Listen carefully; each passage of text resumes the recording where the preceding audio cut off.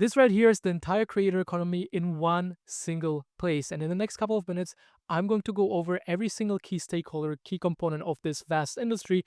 And of course, if you want to get access to this full document, to this full overview, you can do so by clicking the link in the video description. Because as you can see, there are so many different interactions, so many different stakeholders that are involved. I'm not going to dive too deep into every single interaction. So if you want to get a better overview, you can do so by clicking the link in the video description.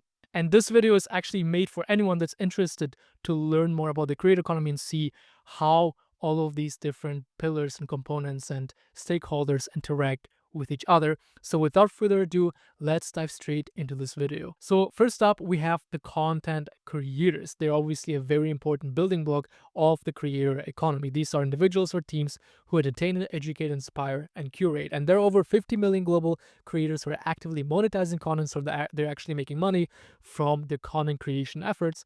But only 2 million are actual full-time creators who earn more than 100K every single year, according to Forbes.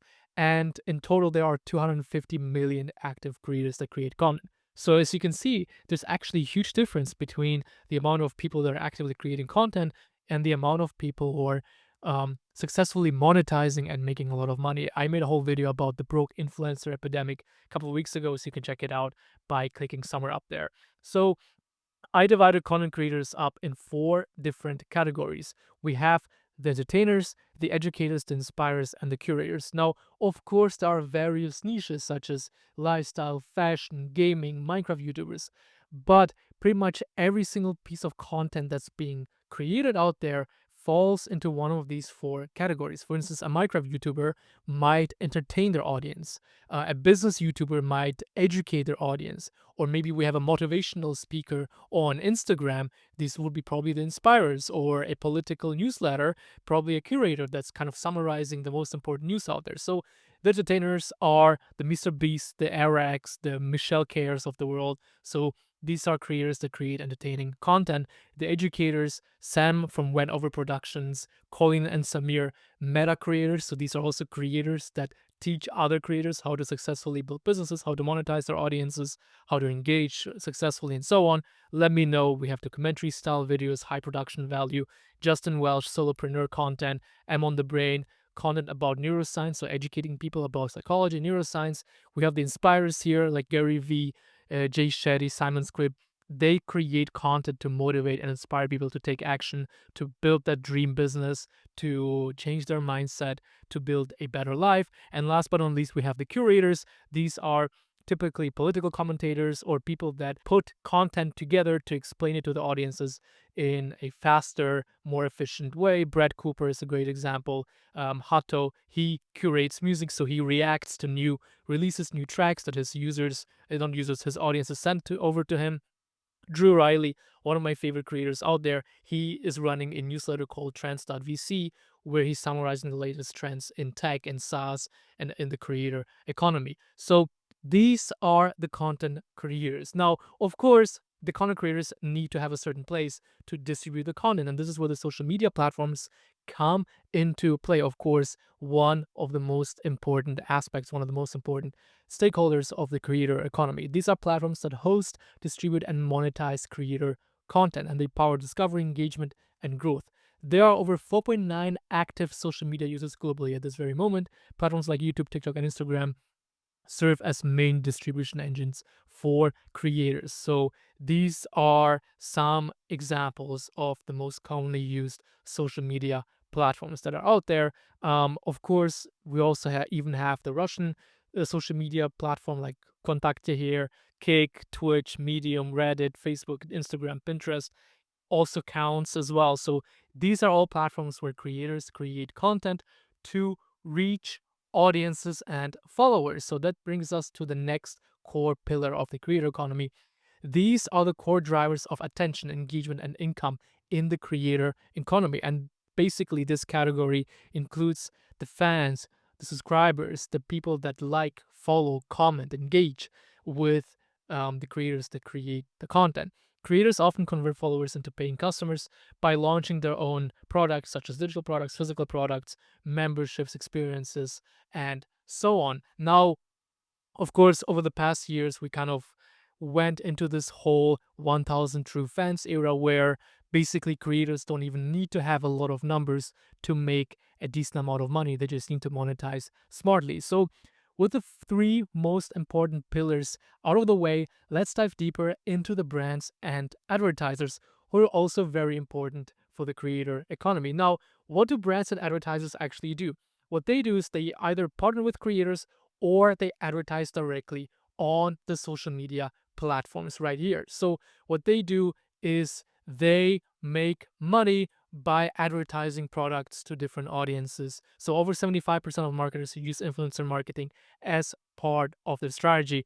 And there's obviously a lot of money going into the creator economy, um, and a lot of money being invested by all of these different brands and advertisers right here. So you've probably seen different brand collabs with your favorite influencers, with content creators that are out there, like Gymshark, Fashion Nova, Nike, Airbnb, Huel, Estee Lauder, Reebok, NordVPN. All of these brands and advertisers, and obviously thousands, maybe even hundreds of thousands of others, are actively partnering up with content creators to reach their audiences or advertising on social media platforms directly. So these are the brands and advertisers and companies in general that are doing influencer marketing and investing into the creator economy. Now, let's dive into the talent agencies and managers. They are very important because over 70% of creators with over 500,000 followers have some sort of formal representation. And the role of these talent agencies and managers is to help the creators to manage all the boring parts of their business, the negotiations, the brand deals, securing, negotiating contracts, managing partnerships, and scaling their businesses. So the creators create the content, and the agencies and managers, they are representing them and taking care of everything else. And in return, they get a certain percentage from the brand deals or whatever way the content creators are making their money. So they handle everything from deal negotiation all the way to long-term career strategy. And there are a lot of major agencies out there like UTA, CIA. So there are agencies out there who are specifically made to represent creators directly and influencers directly.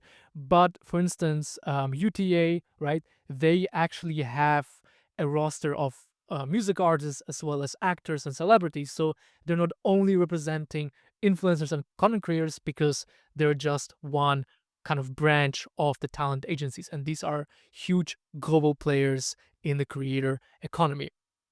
Next up, we have the events and conferences. This is where creators, coaches, professionals, talent managers, and even audiences gather to learn, network, and grow.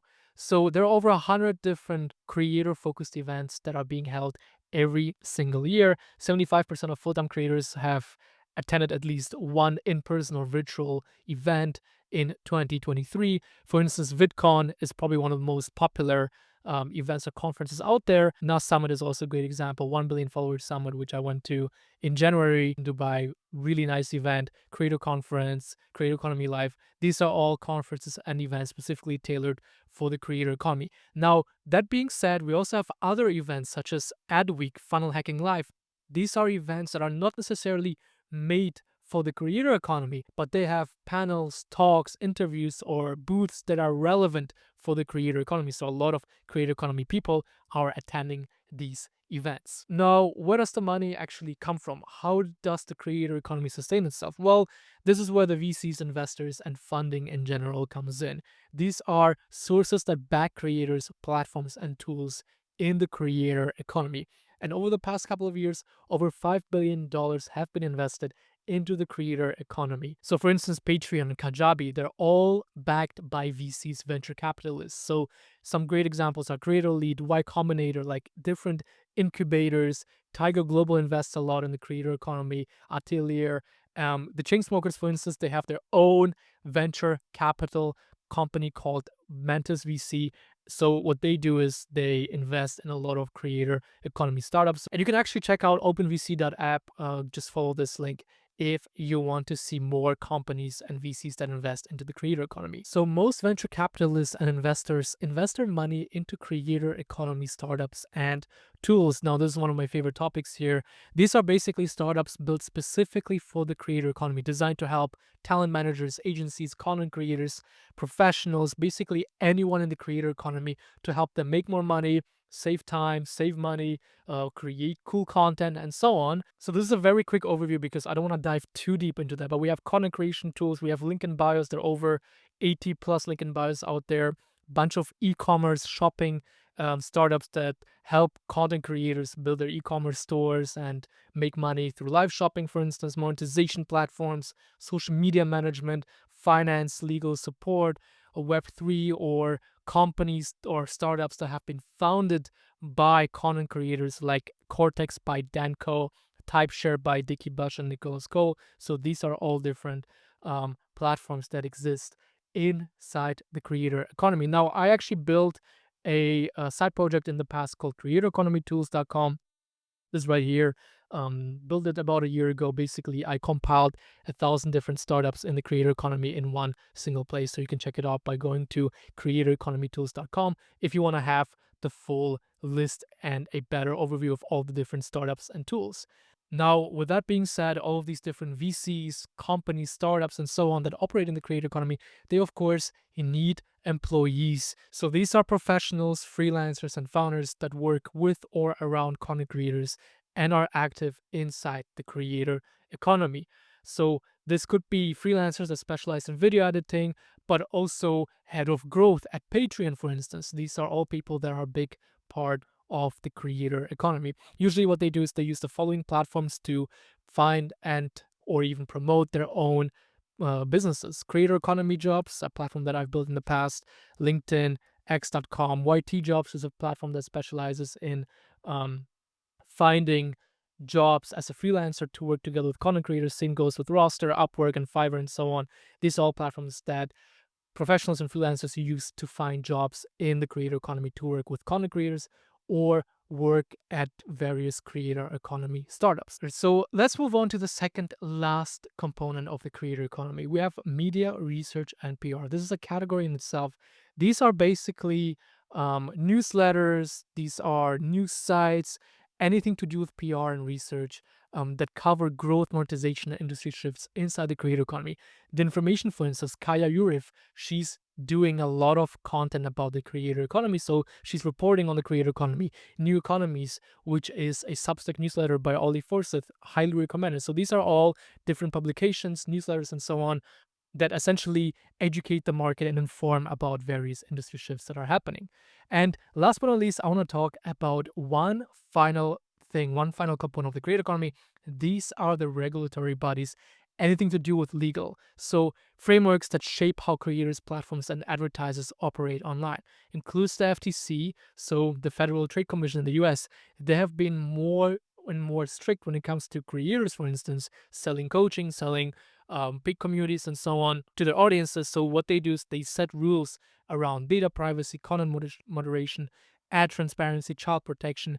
They're not necessarily part of the creator economy directly, but they have a huge influence in how all of these different social media platforms and content creators actually operate. So you can see right here, content creators, they must disclose sponsorships and avoid IP violations, and social media platforms must comply with moderation and data protection. So this is pretty much it. This was the creator economy in a nutshell. If you enjoyed this video, let me know in the comments below.